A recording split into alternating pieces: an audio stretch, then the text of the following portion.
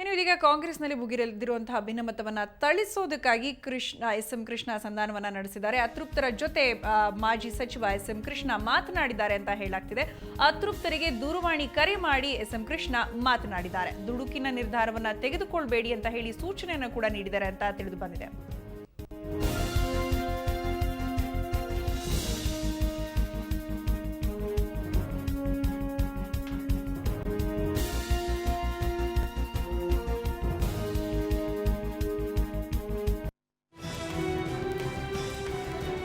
ಈ ಸಂಧಾನ ಪ್ರಕ್ರಿಯೆ ಅಖಾಡಕ್ಕೆ ಎಸ್.ಎಂ. ಕೃಷ್ಣ ಧುಮುಕಿದ್ದಾರೆ. ಅತೃಪ್ತರಿಗೆ ದೂರವಾಣಿ ಕರೆ ಮಾಡಿ ಮಾತನಾಡ್ತಿದ್ದಾರೆ ಎಸ್.ಎಂ. ಕೃಷ್ಣ ಅಂತ ಹೇಳಲಾಗ್ತಿದೆ. ದುಡುಕಿನ ನಿರ್ಧಾರವನ್ನ ತೆಗೆದುಕೊಳ್ಬೇಡಿ, ಹೈಕಮಾಂಡ್ ರಾಜ್ಯದ ಬೆಳವಣಿಗೆಗಳ ಬಗ್ಗೆ ಗಮನಿಸ್ತಾ ಇದೆ, ಯಾವುದೇ ರೀತಿಯಾದಂತಹ ಆತುರದ ನಿರ್ಧಾರ ಬೇಡ ಅಂತ ಎಸ್.ಎಂ. ಕೃಷ್ಣ ತಿಳಿಸಿದ್ದಾರೆ. ಅತೃಪ್ತರ ಜೊತೆ ಮಾಜಿ ಸಚಿವ ಎಸ್.ಎಂ. ಕೃಷ್ಣ ಮಾತನಾಡಿ ಈ ರೀತಿಯಾಗಿ ಹೇಳ್ತಿದ್ದಾರೆ ಅಂತ ಹೇಳಲಾಗ್ತಿದೆ.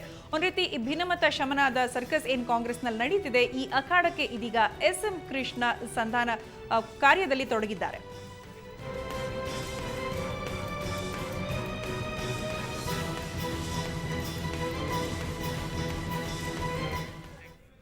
ಈ ಬಗ್ಗೆ ಇನ್ನಷ್ಟು ಮಾಹಿತಿನ ಪಡೆಯೋಣ ನಮ್ಮ ಪ್ರತಿನಿಧಿ ಶಂಕರ್ ಪಾಕೋಜಿಯಿಂದ. ಹೇಳಿ ಶಂಕರ್ ಪಾಕೋಜಿ, ಈಗ ಎಸ್.ಎಂ. ಕೃಷ್ಣರವರು ಈ ಸಂಧಾನ ಪ್ರಕ್ರಿಯೆಗೆ ಆ ಅಖಾಡಕ್ಕೆ ಧುಮುಕಿದ್ದಾರೆ ಅಂತಾನೆ ಹೇಳ್ಬಹುದು. ಈ ಸಂಧಾನ ಯಶಸ್ವಿ ಆಗುತ್ತೆ, ಯಾಕಂದ್ರೆ ಬಂಡಾಯ ಎದ್ದಿರುವಂತವರು ಬಂಡಾಯ ಶಾಸಕರನ್ನ ಒಟ್ಟುಗೂಡಿ ಹೈಕಮಾಂಡ್ ಭೇಟಿ ಮಾಡಿ ನಾಯಕತ್ವ ಬದಲಾವಣೆ ಚಿಂತನೆಯಲ್ಲಿದ್ದಾರೆ. ಸೊ ಏನಾಗಬಹುದು ಅಂತ ಅನ್ಸುತ್ತೆ? ಸೌಜನ್ಯ ಏನು ಪುನರ್ರಚನೆಯ ನಂತರ ಅತೃಪ್ತ ಶಾಸಕರು ಮುಖ್ಯಮಂತ್ರಿ ವಿರುದ್ಧನೇ ನೇರವಾಗಿ ಬಂಡಾಯಕ್ಕೆ ತೀರ್ಮಾನ ಮಾಡಿರುವಂತದ್ದು. ಅವರು ತಮ್ಮ ಬಂಡಾಯದ ಒಂದು ಶಕ್ತಿಯನ್ನು ಹೆಚ್ಚಿಸಿಕೊಳ್ಳುವಂತಹ ಒಂದು ಪ್ರಯತ್ನವನ್ನ ನಿರಂತರವಾಗಿ ಮಾಡ್ತಾ ಇದ್ದಾರೆ. ಸಂಖ್ಯಾಬಲವನ್ನ ಹೆಚ್ಚಿಸಿಕೊಳ್ಳುವಂತಹ ಒಂದು ಪ್ರಯತ್ನವನ್ನು ಕೂಡ ನಿರಂತರವಾಗಿ ಮಾಡ್ತಾ ಇರುವಂತದ್ದು. ಅದನ್ನ ಶಮನ ಮಾಡೋದಕ್ಕೆ ಮುಖ್ಯಮಂತ್ರಿ ಹಲವಾರು ರೀತಿ ಪ್ರಯತ್ನ ಮಾಡಿದ್ರು ಕೂಡ ಅದು ಯಶಸ್ವಿ ಆಗ್ತಾ ಇಲ್ಲ. ಒಂದು ಹೆಜ್ಜೆ ಮುಂದೆ ಹೋಗಿದ್ದಾರೆ ಅಂತಾನೆ ಹೇಳ್ಬೋದು ಬಂಡಾಯಗಾರರು. ಈಗ ಎಸ್.ಎಂ. ಕೃಷ್ಣ ಅವರು ಮಾಜಿ ಮುಖ್ಯಮಂತ್ರಿ ಏನಿದ್ದಾರೆ, ಅವರು ಕೂಡ ಬಂಡಾಯಗಾರರ ಒಂದು ಮನವೊಲಿಸುವಂತ ಒಂದು ಪ್ರಯತ್ನವನ್ನ ಮಾಡ್ತಾ ಇದ್ದಾರೆ.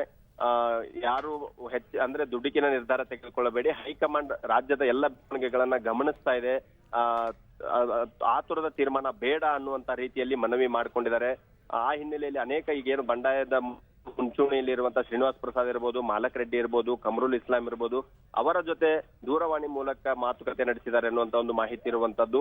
ಅಂದ್ರೆ ರಾಜೀನಾಮೆ ಕೊಡುವಂತದ್ದು, ಶಾಸಕ ಸ್ಥಾನಕ್ಕೆ ರಾಜೀನಾಮೆ ಕೊಟ್ಟು ಮುಜುಗರ ತರುವಂತ ಒಂದು ಪ್ರಯತ್ನವನ್ನ ಮಾಡಬೇಡಿ ಅನ್ನುವ ರೀತಿಯಲ್ಲಿ ಅವರಿಗೆ ಮನವೊಲಿಸುವಂತ ಒಂದು ಪ್ರಯತ್ನವನ್ನ ಮಾಡಿದ್ದಾರೆ.